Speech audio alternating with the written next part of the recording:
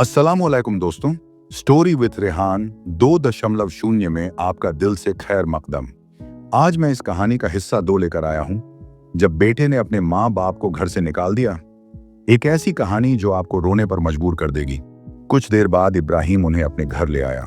छोटा सा घर था, मगर साफ सुथरा और सुकून भरा। उसने तौलिया और सूखे कपड़े दिए, फिर चूल्हे पर दूध गर्म किया। अम्मी, अब आप ये दूध पी लीजिए, नहीं तो तबीयत खराब हो जाएगी। रशीदा ने कांपते हुए हाथों से प्याला लिया। बेटा, तू हमें अम्मी कहता है।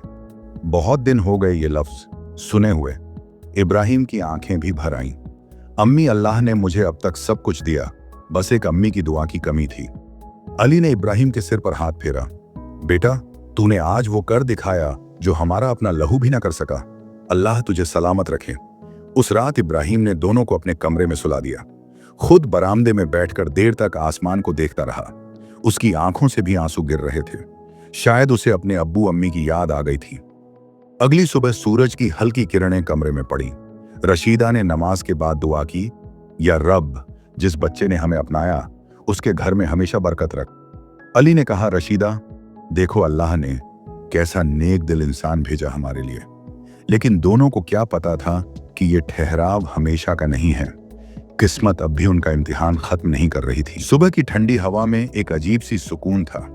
रशीदा ने नमाज पूरी की, फिर इब्राहिम के कमरे के बाहर झांक कर देखा। वो अपने अब्बू अम्मी की कब्रों के पास बैठा कुरान पढ़ रहा था। रशीदा के होंठ कांपे। देखो अली, इस लड़के में हमें अपना बेटा दिखता है। जो हमारे पास था वो तो अब अजनबी हो गया। अली ने आंखें बंद की, हल्की मुस्कान दी। हाँ रशीदा, कभी कभी गैरों में अपनों का चेहरा मिल जाता है। उस दिन से रशीदा और अली इब्राहिम के घर का हिस्सा बन गए। रशीदा घर संभालने लगी, सफाई, खाना बनाना, दुआएं करना। इब्राहिम काम पर जाता, शाम को लौटकर अम्मी पुकारता और रशीदा दौड़कर दरवाजा खोल देती। आ गए बेटा, थक गए होंगे, जरा बैठो, खाना गर्म है। अली बरामदे में बैठकर पुरानी बातें करता, कभी अपने बेटे नौमान की यादें, कभी मोहल्ले के दिनों की बातें। इब्राहिम हमेशा ध्यान से सुनता और कहता, अब्बू, आपसे बातें सुनकर लगता है जैसे अल्लाह ने मुझे दोबारा अपने माँ बाप लौटा दिए। एक दिन की बात है, रशीदा ने अपने हाथों से बिरयानी बनाई थी। खुशबू पूरे घर में फैली थी। इब्राहिम ने कहा, अम्मी, आपकी हाथ की खुशबू मेरे बचपन जैसी लगती है। रशीदा मुस्कुरा दी, मगर आंखों में पानी भर आया।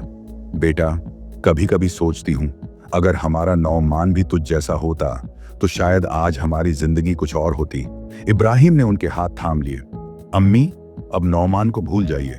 वो जो कर चुका उसके लिए अल्लाह ही उससे हिसाब लेगा। आप बस मुझे अपने बेटे की जगह मान लीजिए। रशीदा की आंखों से आंसू बह निकले। वो बोली, बेटा, तू नहीं जानता, बूढ़े माँ बाप के दिल में बेटे की जगह कोई और नहीं ले सकता। लेकिन तूने वो दर्द जरूर कम कर दिया जो उसने हमें दिया था।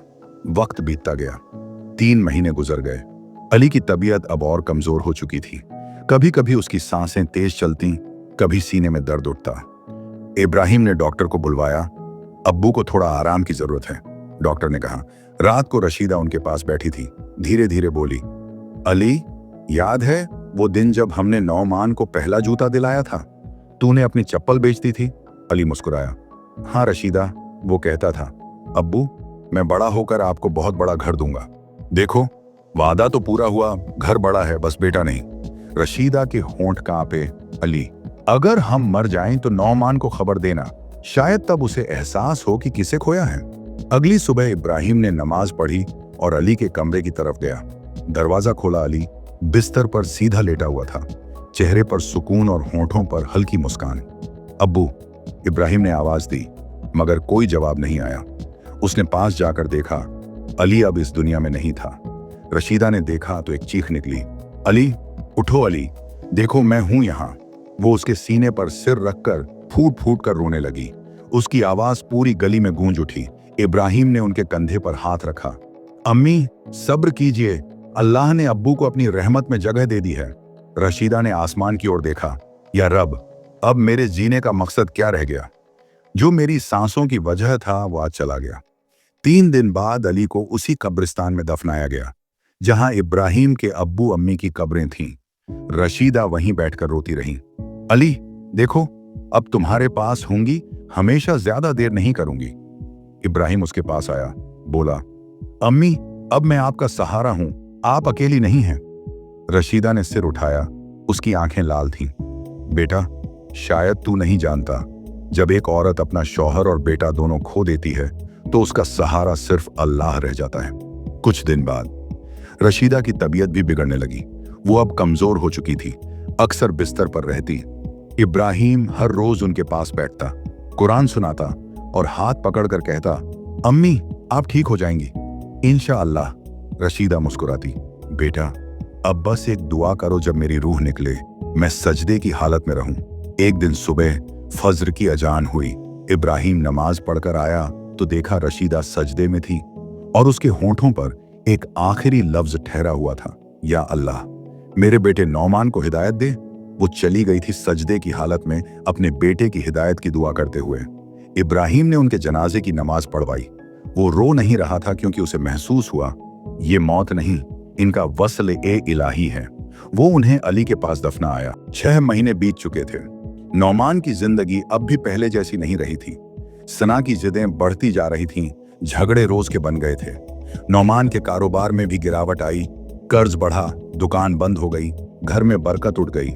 सना कहती, ये सब तुम्हारे माँ बाप की वजह से है, उनकी परछाई भी इस घर में पड़ी होगी। नौमान अब चुप रहने लगा था। वो रातों को करवटें बदलता और अक्सर नींद में माँ की आवाज सुनता, बेटा खाना खा ले, भूखे पेट मत सो। कभी अब्बू की आहें, कभी अम्मी की दुआएं उसके कानों में गूंजती। धीरे धीरे उसका दिल बदलने लगा। वो अब नमाज पढ़ने लगा, कुरान सुनने लगा। एक रात तन्हाई में उसने आसमान की तरफ देखा और फूट पड़ा, या अल्लाह, मैंने क्या कर दिया? जिन्होंने मुझे अपने लहू से पाला, मैं उन्हें बरसात की रात में घर से निकाल दिया। उसकी आंखों से अश्क गिरने लगे। उसने सजदे में गिरकर कहा, या रब, अगर मेरे माँ बाप जिंदा हैं तो मुझे उनसे मिलने का मौका दे, और अगर नहीं हैं तो उनके कदमों में मुझे मौत दे। अगली सुबह नौमान ने मोहल्ले के एक पुराने शख्स से पूछा, चाचा, क्या आपको अम्मी अब्बू की कोई खबर है? वो चुप रहे, फिर धीरे से बोले, बेटा, तू बहुत देर कर चुका है। तेरे माँ बाप अब इस दुनिया में नहीं हैं। नौमान की रगों में जैसे खून जम गया। क्या? हाँ बेटा, उन्हें एक नेक लड़का अपने घर ले गया था, जिसने उनका बहुत ख्याल रखा। वो दोनों उसी के साथ रहे और कुछ ही दिन पहले इंतकाल कर गए। नौमान की सांसें भारी हो गईं। वो जमीन पर बैठ गया, दोनों हाथ सिर पर रख लिए। या अल्लाह, मैंने खुद अपने हाथों से अपना जन्नत खो दिया। उसी शाम वो उस कब्रिस्तान पहुंचा जहां अली और रशीदा की मिट्टी मिली थी। आसमान धुंधला था, शाम के अजान की आवाज गूंज रही थी। नौमान जमीन पर गिर पड़ा, उसने मिट्टी को चूम लिया, दोनों हाथों से कब्र को पकड़ा और फूट फूट कर रोने लगा। अम्मी अब्बू, मैं आ गया हूं, आपको माफ कर दो। मैंने आपको दर्द दिया, मगर हर लम्हा आप याद आते रहे। मुझे एक बार माफ कर दो अम्मी, वरना मैं कैसे जीऊंगा। उसकी आवाज में वो सच्चा पछतावा था जो रूह तक को कंपा दे। वो कब्र के पास सजदे में गिर पड़ा। जमीन गीली थी, मगर उसने सिर उठाया नहीं। या रब, अगर तेरा इंसाफ सच्चा है तो मेरी तौबा कबूल कर ले। मुझे वही अंजाम दे जो मेरे माँ बाप ने सहा, ताकि मैं समझ सकूं कि उनका दर्द क्या था। इसी दौरान कोई पीछे से आया, वो था इब्राहिम। उसने नौमान को देखा मगर कुछ नहीं कहा। धीरे से पास आकर बोला, तू नौमान है ना, अली साहब और रशीदा अम्मी का बेटा? नौमान ने सिर उठाया, आंसू से भीगा चेहरा, कांपती आवाज, हाँ, मैं वो बदनसीब बेटा हूं जिसने अपनी जन्नत को घर से निकाला।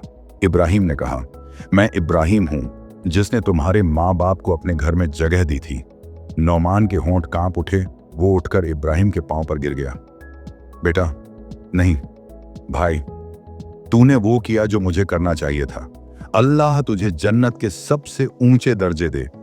इब्राहिम ने उसे उठाया। नौमान, तेरे माँ बाप तुझे बदुआ नहीं दे गए।